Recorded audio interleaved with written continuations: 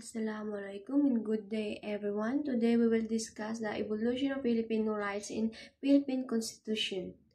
But first, let's define what is the Bill of Rights. The Bill of Rights is one of the most important parts of our Constitution, the highest law of the land. Kumbaga, the Constitution is like the rule book of our entire country, and the Bill of Rights is the chapter that talks about our basic human rights. Pero hindi lang basta listahan ito ng karapatan ng tao, the Bill of Rights serves as protection, a guarantee, and a reminder. Protection, it protects us, the people, from abuses of power. Kahit gaano kalakas ang gobyerno, they cannot simply do whatever you want. For example, they cannot just take away your home, force you to follow your religion, jail you without a reason. Guarantee, it is a promise written in a law, hindi parang pangako lang na pwedeng bawiin bukas. Once it is written in Constitution, it is binding. It applies to everyone, whether ordinary citizen ka or government official. Reminder, it reminds leader and citizen alike that every Filipino has dignity, freedom, and rights that cannot be ignored. Now, every Philippine Constitution mula 1899 hanggang 1987 always include the Bill of Rights. Bakit? Kasi kahit nagbabago ang panahon at pamahalaan, one thing stays the same. Ang tao ay dapat protektado at may karapatan. So we have four major constitution, the 1899, 1935, 1973, and the 1987. So let's proceed to 1899, Malolos Constitution. Malolos Constitution overview, it known for the first Philippines Constitution, created by Malolos Congress, known for the title The Filipino International and Individual, inspired by European. Article 6.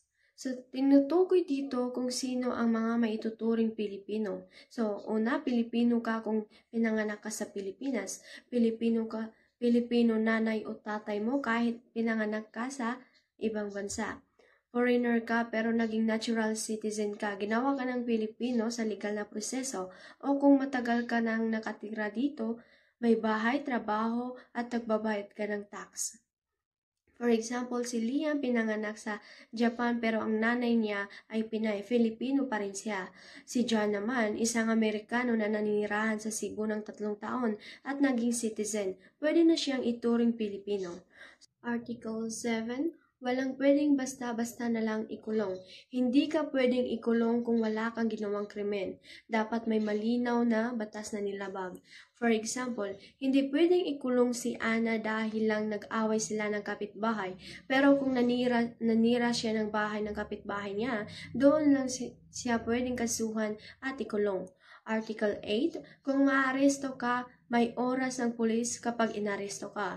So, dapat dalhin ka sa korte sa loob ng 24 oras. Kung walang kasong isinimba sa'yo sa loob ng 3 araw or 72 hours, dapat pakawalan ka. For example, nahuli si Mark dahil sa maling akala na magnanakaw siya. Kung walang ebidensya o kaso sa loob ng 3 araw, kailangan siyang palayain. So, Article 9, kailangan may utos ng judge bago ikulong.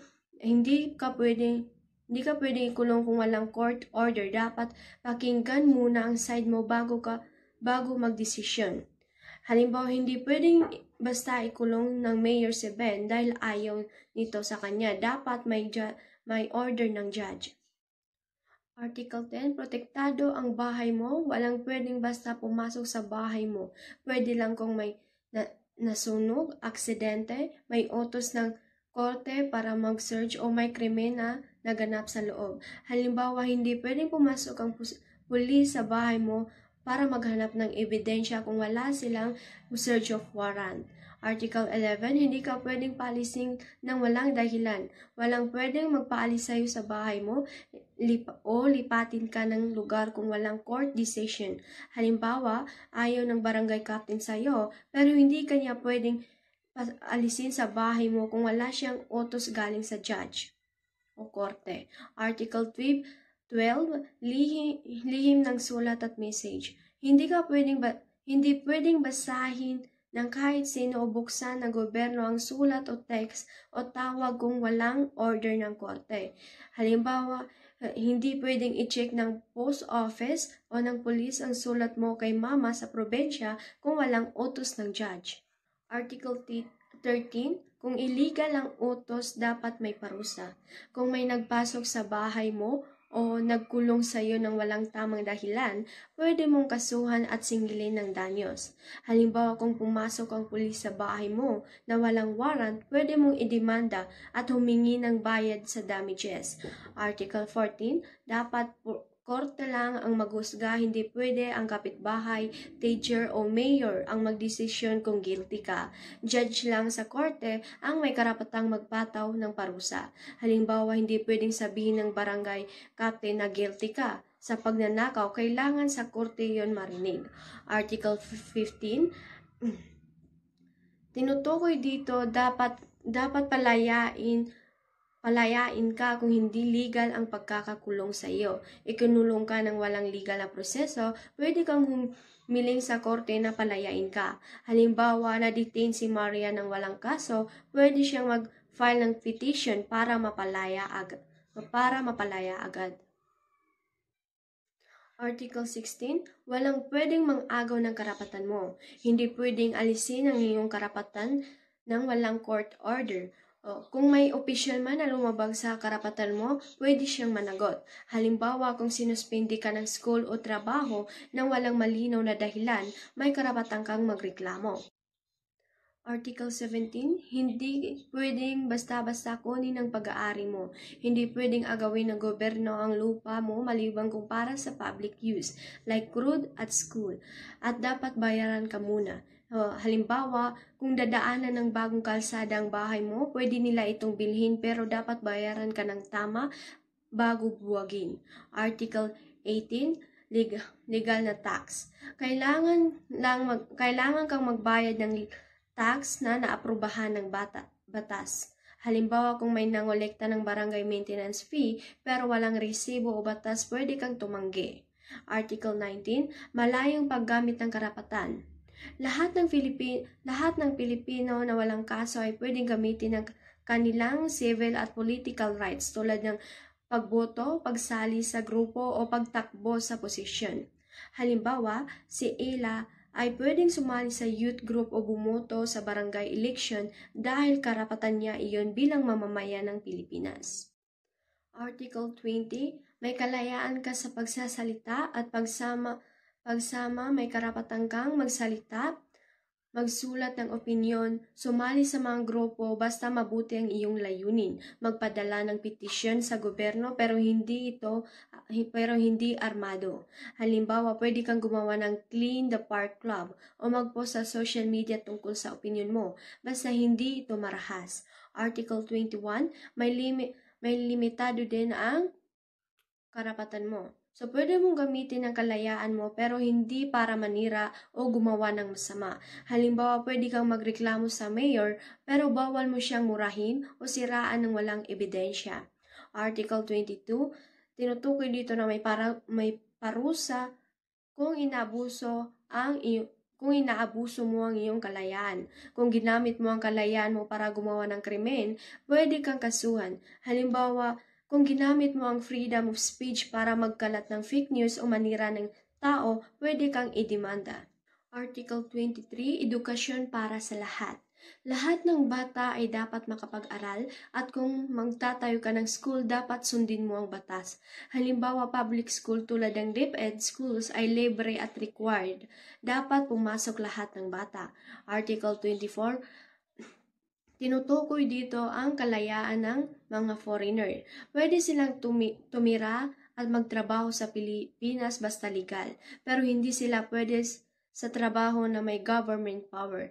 Halimbawa, pwede magturo ang isang Amerikano sa private school, pero hindi siya pwede maging mayor o police. Article 25, kalayaan mong maglakbay.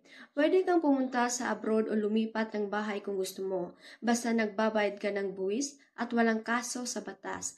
Halimbawa, si JK pwede magtrabaho sa Japan, pero dapat bayaran pa rin niya ang mga taxes niya dito kung may obligasyon siyang magbayad ng tax.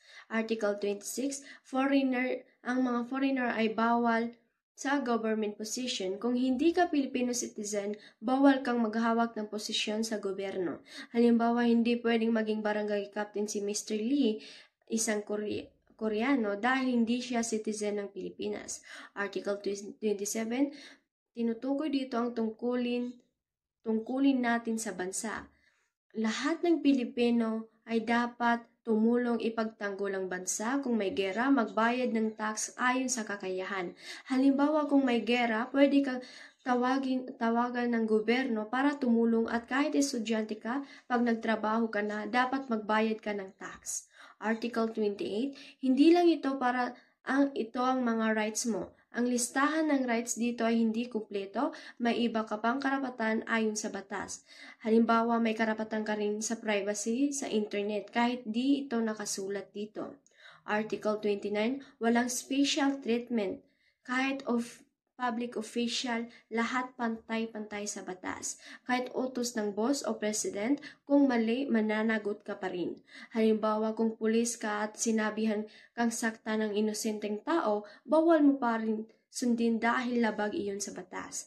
Article 30, pansamantalang pagtitigil ng iyong karapatan. Kapag may gera o malubhang gulo, pwedeng pansamantalang itigil ang ilang karapatan mo, like travel o arrest rules. Pero dapat may batas, malinaw na dahilan at hindi pwedeng abusuhin. Halimbawa, kung may gera sa isang lugar, pwede mo nang suspindihin ang travel rights ng mga tao doon para sa kaligtasan nila. Article 31, walang special laws o court. Lahat pantay sa batas, walang special na korte o batas para sa mayaman o kilala. Halimbawa, parehong proseso dapat mangyari kung magnanakaw ay anak ng mayor o ordinaryong tao. Article 32, walang titulo o nobility. Bawal gumawa ng mga titulong parang prince o duke sa Pilipinas at bawal tumanggap ng mga foreign honors kung walang pahintulot ng gobyerno. Halimbawa, hindi pwedeng tawagin si Juan na Sir Juan of Manila na parang royalty kasi pantay-pantay lahat ng Pilipino. Assalamualaikum, my name is Mahir Pagador, Section A. Today I will discuss 1935 Bill of Rights. 1935 Constitution Overview. Established the Commonwealth government under U.S. influence. Modeled after the U.S. Bill of Rights. Emphasizes democratic freedom and constitution due process. 1935 Constitution Key Rights. Ito naman ang mga karapatan na ibinigay ng 1935 Constitution sa mga Pilipino. Una ay right to property with just compensation. Ibig sabihin nito ay kung kailangan ng gobyerno ang lupa o ari-arian mo para sa proyekto like kalsada o public building, dapat bayaran ka ng tama. Hindi pwedeng basta-basta kunin lang. Ito ang tinatawag na eminent domain. Protection from unreasonable research and seizures. Hindi pwede basta-basta pumasok ang pulis o autoridad sa bahay mo at maghalugog ng walang research warrant. Freedom of religion, speech, press, and assembly. Ibig sabihin nito ay may kalayaan kang pumili ng sariling relihiyon, magsalita ng opinion mo, maglabas ng balita o impormasyon or press at magtipon o magprotesta sa mapayapang paraan or assembly. Right to bail and fair trial. Kung ikaw ay nakakusahan ng krimen, may karapatan kang makapagpiyansa or bail at makaranas ng patas na paglitis sa korte. Ibig sabihin, hindi ka agad ituturing na guilty hanggat walang desisyon ang korte. Protection from double jeopardy, cruel punishment, and death imprisonment. Ang double jeopardy ay hindi ka pwedeng hatulan ng dalawang beses para sa isang krimen. Ang cruel punishment naman ay bawal ang malupit na parusa. Ang death imprisonment naman ay hindi ka pwedeng ikulong dahil lang sa utang. And the last is equal right before the law. Ibig sabihin nito ay pantay-pantay ang lahat sa harap ng batas, mayaman man o mahirap, lalaki man o babae. Walang sino mang dapat paburan o maliitin pagdating sa hustisya. And that's all. Hi everyone, my name is Susninos K.M. Jr. and this is my report. In 1973 Constitution Overview, enacted during the martial law era under President Ferdinand Marcos. Bill of Rights retained but allowed broader state power, introduced access to information, added rights like access to public information. Article 4 Bill of Rights in the Philippines Constitution ensure fundamental rights like due process, privacy, free speech, and religion freedom. These rights protect citizens from government overreach while allowing lawful restriction for security, health, or public welfare. These reviews uphold individual liberties and freedom fundamental to democracy in the Philippines, balancing right with social needs.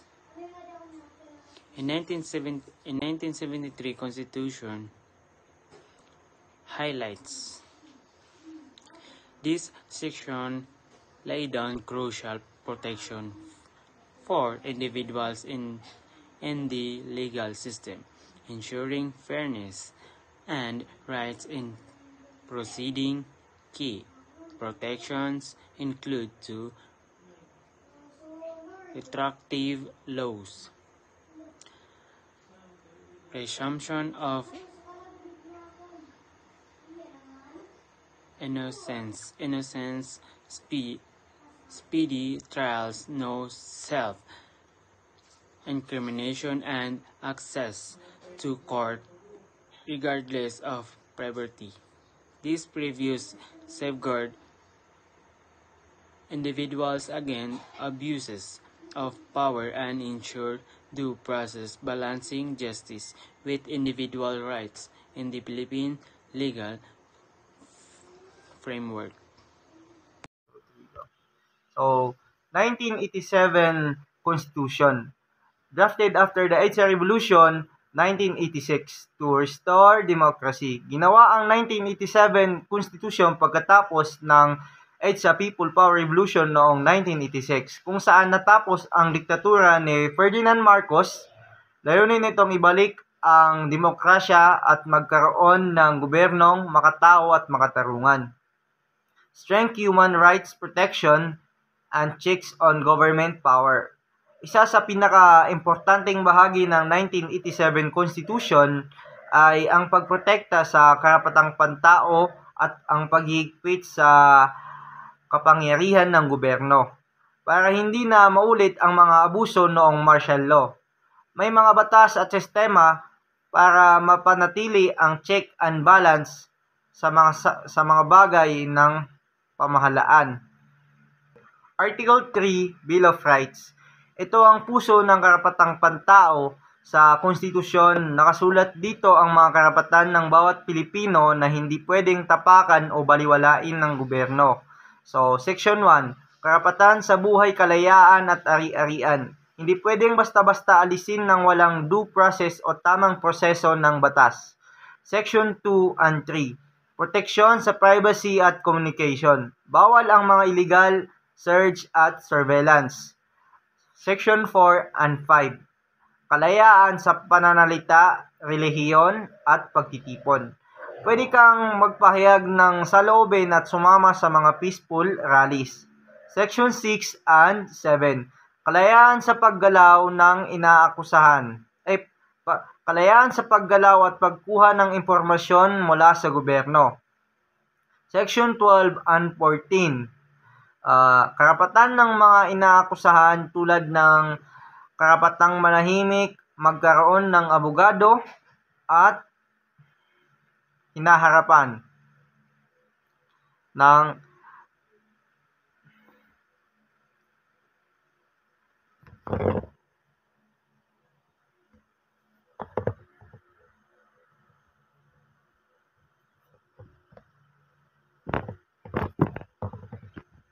So, Section 15 and 19, proteksyon laban sa illegal na pagkulong, torture at malupit na parusa.